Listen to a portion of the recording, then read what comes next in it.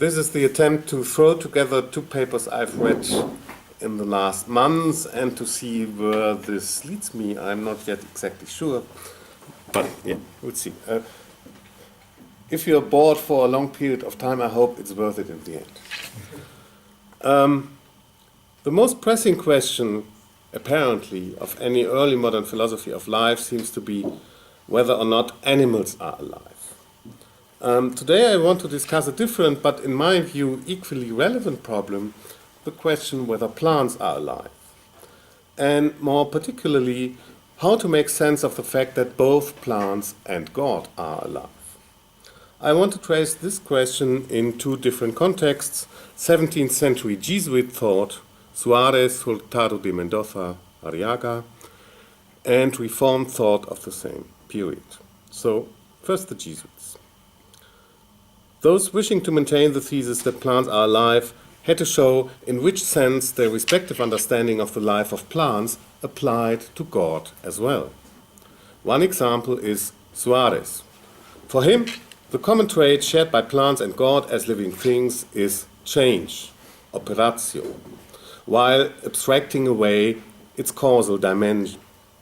In that sense of operation, plants and God are capable of self-operation or self-constitution, and this is why Suarez held that plants, in a certain sense, participated in the life of God.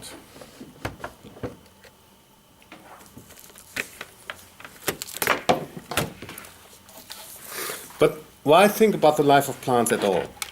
The answer to this question is one name.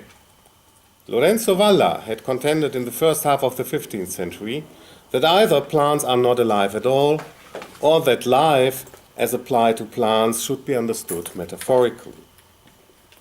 Suarez apparently knew about this objection to the accepted Aristotelian view that plants are alive.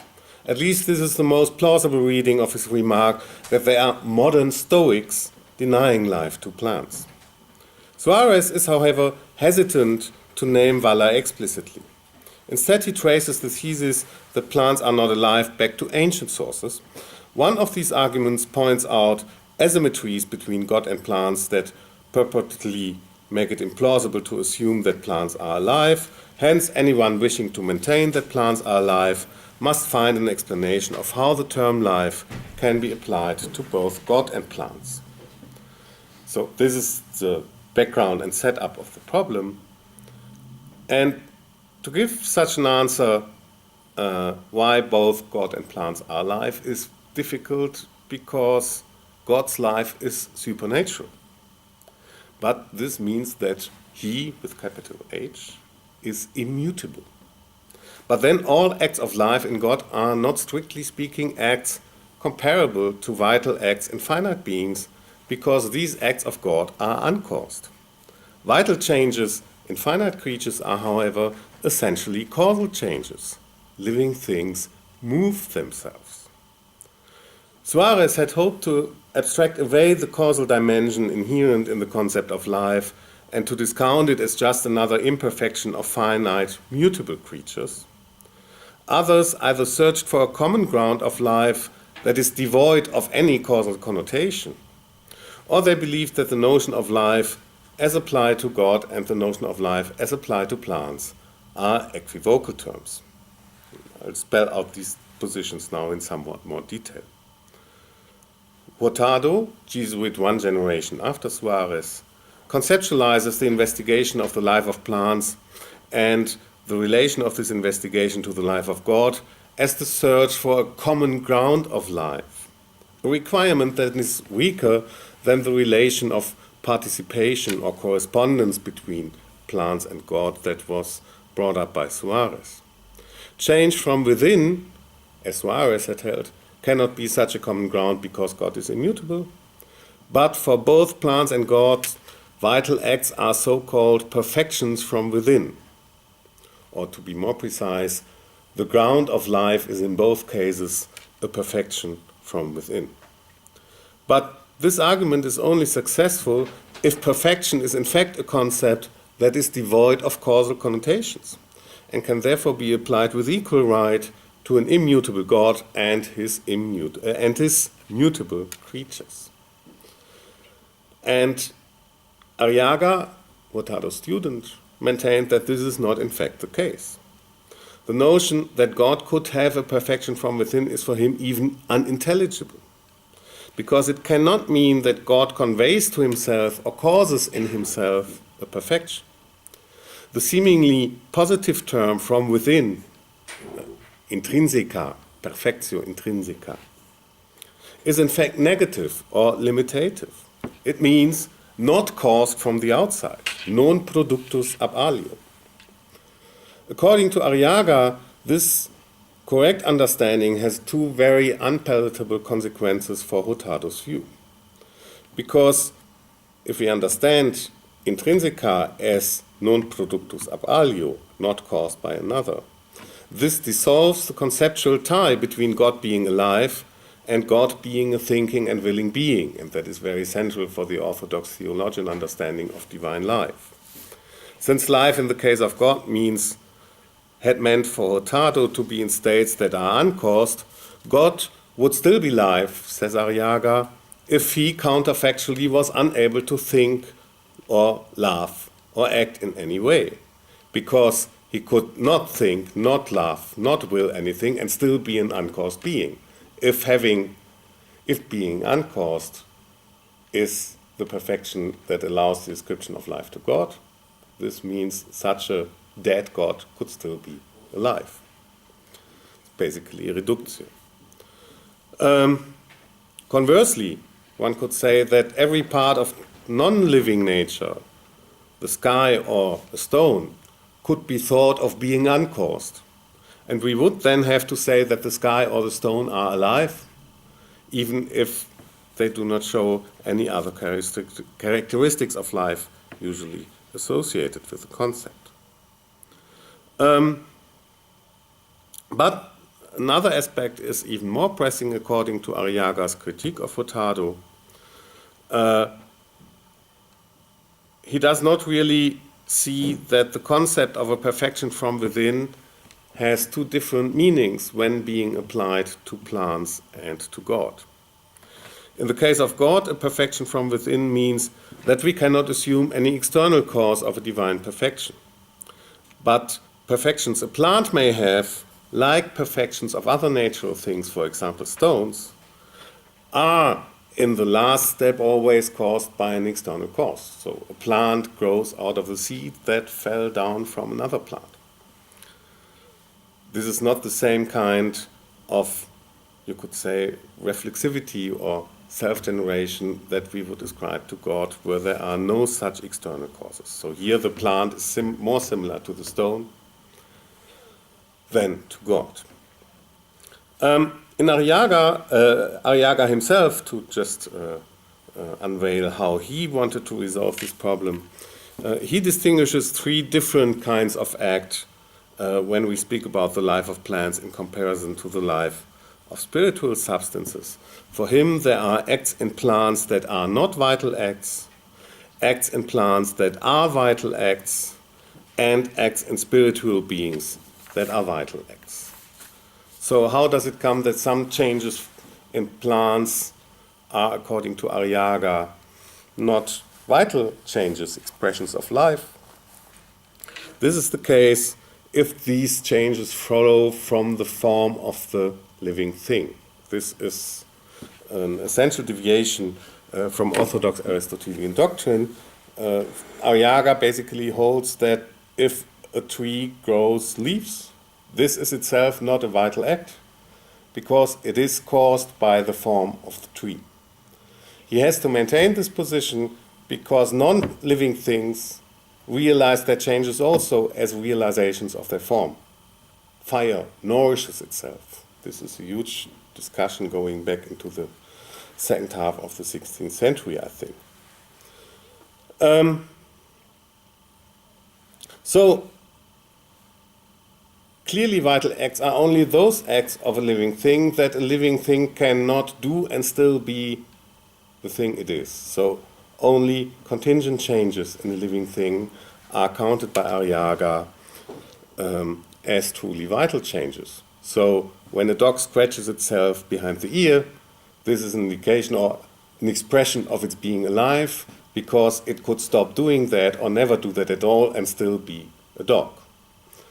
In the same way, humans who are not philosophers could take a walk or could not take a walk. Philosophers always must be peripatetic, but humans as such can take a walk or not take a walk. So taking a walk is a vital act because this is something we can do or not do, and that does not contribute to the realization of our form. And only in spiritual substances, Arriaga maintains that acts of life are at the same time realization of the respective form. So if we assume for the sake of the argument that man is a rational animal, rational thought is at the same time a realization of our form as rational beings and an expression of life.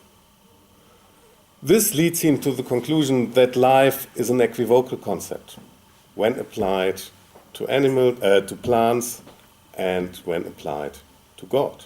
So, like Gallus can mean either a rooster or a Frenchman, but there's nothing shared by a rooster and a Frenchman.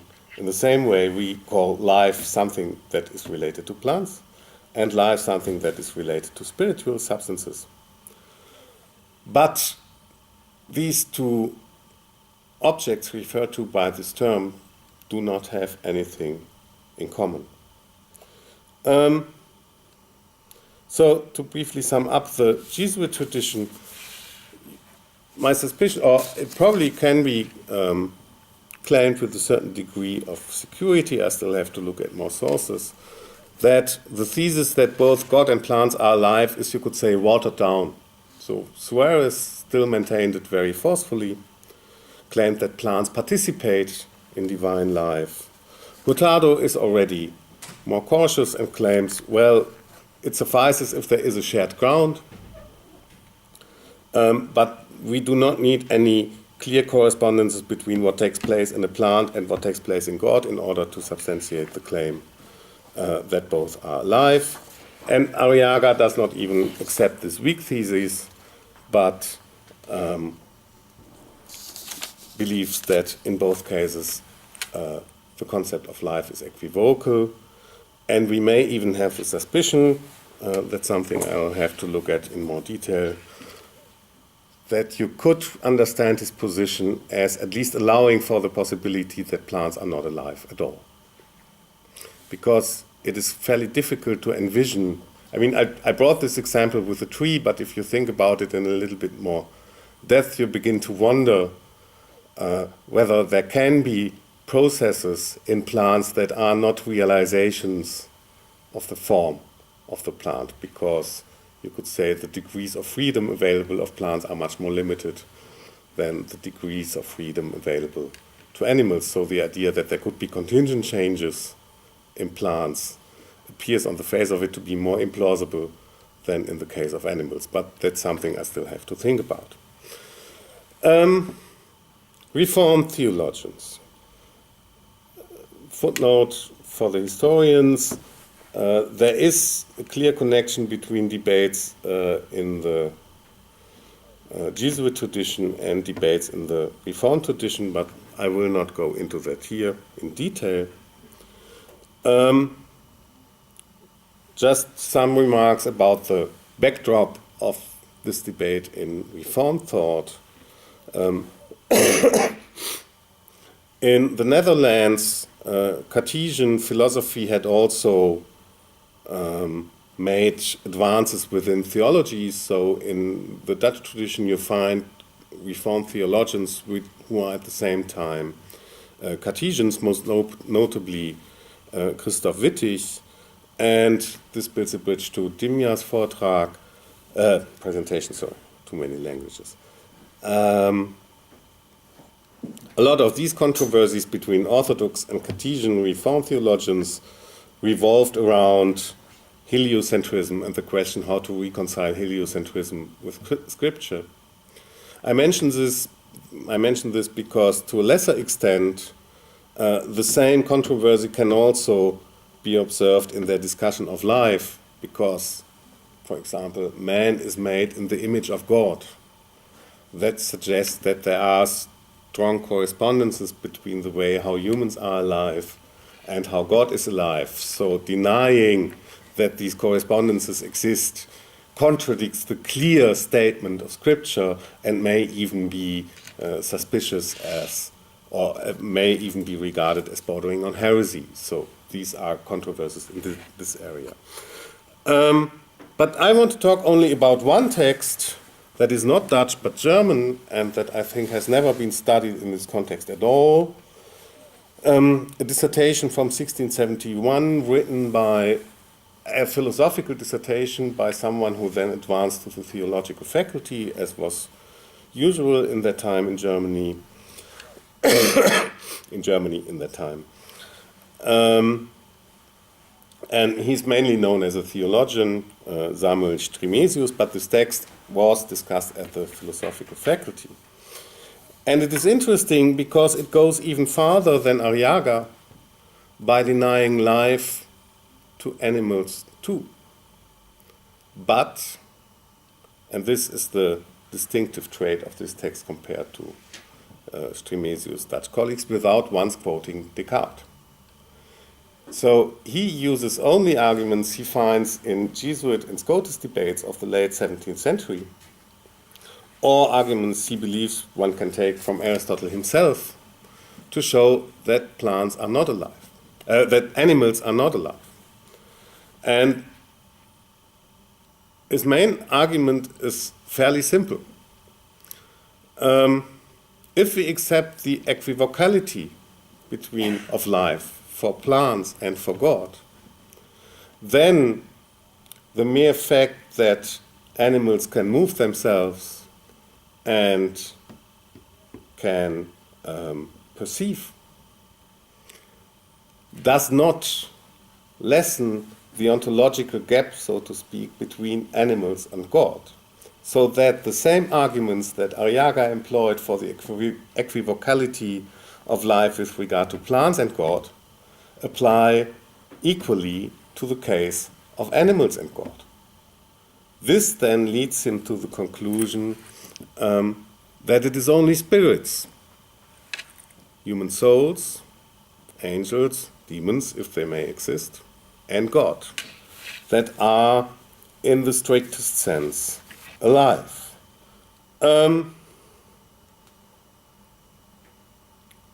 One last remark before I come to my conclusion, which explains why I tortured you with these abstruse and outlandish texts. In the theological dimension of the problem, an orthodox Reformed theologian would have replied to Stremesius that he does not take into account that the relation between attributes of finite creatures and attribute of God as an infinite creature are analogous. I will not go into a very deep conversation about analogy here, but in the way it was used in the 17th century, you can have the suspicion that it is kind of a blanket term that people somehow borrowed from Aquinas together with Aquinas' authority in order to denote a similarity that is not characterizable in any precise way, because at least in the Dutch context, Cartesian theologians always challenge Orthodox Dutch Reformed theologians to say, yeah, you say there is no strict correspondence, it is just an analogous relation, but please explain in what do these similarities really consist. So what is the point of comparison to claim that the one property that we find in a finite being really corresponds to what you allege can be found in God? Okay, why bother with this debate or these debates? I think there are three reasons. The first reason is that we should not lose sight of the fact that phenomena as complex as the phenomenon of life transcend disciplinary boundaries. So anyone interested in the early modern understanding of life should put aside today's understanding of what we could call the life sciences, biology and medicine, and not just project our disciplinary boundaries back into the early modern period, but must accept that for an early modern reader, discussions of life within natural theology had as the very same substantial impact or the same gravity as reflections of life in the context of a De Anima commentary. The second reason why I think this debate is interesting is that it provides an important context, at least for the early Spinoza, because you can trace these reformed, or you can follow up this reformed debate up to a text that is almost verbally repeated in the Cogitationes Metaphysicae. So whatever Descartes had to say on God being alive must have been, to some extent, been mediated through this tradition and these debates. And the third factor, and I think that's for me the most relevant, especially in the context of this section, we usually think about early modern philosophy of life in the context of discussions of the new science and the question of how biological phenomena could be a part of this new evolving paradigm. Think about the whole debates about mechanism in Descartes and how does it rely to life and what is functionalism. These are all important questions. But there were also traditions thinking very deep and substantial thoughts about life without once talking about mechanism, even when they talk about animals not being alive. And I think these texts deserve further and deeper study so that we begin to understand what's really going on there. Thank you.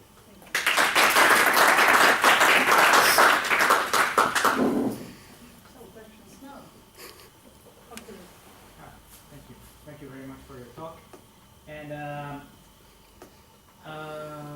is there any relationship between this debate about the concept of life and the concept of identity, or to put it this way, and I hope I'm not mispronouncing it, principium individuationis? Because I found in Locke's essay concerning human understanding, there is a whole section devoted to the identity and life of God, animals, and plants. So apparently there is this, there is a conceptual link between these two ideas. Yeah, I mean the main difference between these Aristotelians and Locke is that even if a plant is not alive, it still has a substantial form. So what an individual form, not this is goes back to the talk about individual essences we heard before. This is very much alive for these people. So something can be a unity and an individual with a clearly defined individuality that persists throughout the course of its existence without being alive. So these are just two different levels of discussion. And Locke does, of course, need such accounts of unity that replace the notion of a substantial form. And he must go through all the fundamental categories of entities where substantial forms did play a role in order to show how his alternative account is in some way superior. So there is this connection of adversariality, I would guess. Yeah, Thank you very much, Stefan. This is extremely fascinating. I mean, to study how a philosophical culture, how in doing philosophy we can come to say that, plants and animals are not alive, Because these people, they have tomato plants, If you don't water the tomato plant, it dies, Yeah, But then they came to say, no, it was never alive, They had horses. If you don't feed the horse, it dies, But they had to say, no, it was never alive, So this is very interesting. If you let me just add one please. indication why they held this view. If you don't throw new wood on the fire, it dies. And how do you distinguish the fire from the plant? Right. No, I wasn't And this was dismissing. I mean, this is the people who tried this had I'm not enormous saying that conceptual acrobatics before they finally accepted the fact that they actually don't find this criterion. And they came to this conclusion without succumbing to any simple mechanistic corpuscular theories within an Aristotelian framework. They could not find the vis vitalis of the plant. I wasn't being sarcastic. No. But, this is, but so just to understand their issue about God. So maybe my horse is not alive, but God is alive. So on that point, nothing can challenge. Nobody challenges that. Okay, but then you said that they thought that. I think I misunderstood. So you said. I mean, part of it. You said that they thought that God is immutable. Mm-hmm.